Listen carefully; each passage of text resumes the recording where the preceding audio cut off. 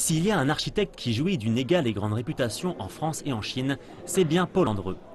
L'homme est multiple. L'architecte ainsi développe depuis quelques années d'autres talents, l'écriture romanesque et aussi la peinture.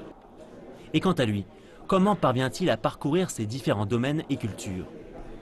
C'est la création. La création, c'est comme un arbre qui pousse avec beaucoup de branches. Chacune des branches est indépendante des autres. Oui. Ce n'est pas un architecte qui peint, ce n'est pas un peintre qui écrit.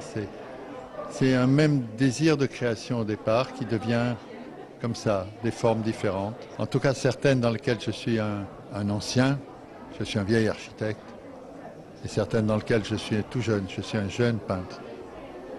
Voilà, et c'est bon d'être à la fois vieux et jeune. Ses œuvres sur papier, pourtant créées dans son atelier parisien, dialoguent silencieusement avec la Chine. L'artiste joue avec le papier, le provoque, le froisse, attend qu'il lui réponde.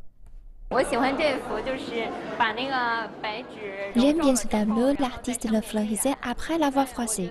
Je pense qu'il a une approche relativement novatrice, le public les observe et s'en inspire, puis les interprète en fonction de leurs propres sentiments et compréhension. Au sein des échanges culturels sino-français, Paul Andreu est une personnalité d'importance cruciale qui incarne avec le plus de modestie et d'éclat la relation culturelle sino-française.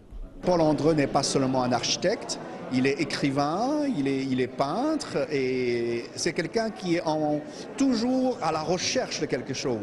C'est quelqu'un qui ne se contente jamais de ce qu'il fait et je crois que le dessin c'est quelque chose pour lui où il peut continuer sa recherche, continuer ses exploitations, disons, créatives.